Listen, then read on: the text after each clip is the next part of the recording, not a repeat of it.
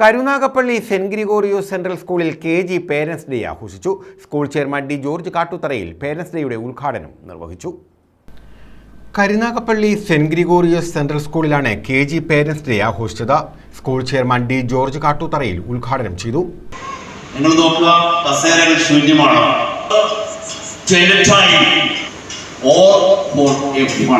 തമാശയ്ക്ക് വേണ്ടിയും കളികളിലൂടെയും നാം സ്വയം മറന്ന് കുട്ടികളോട് ചേർന്ന് നിൽക്കുക.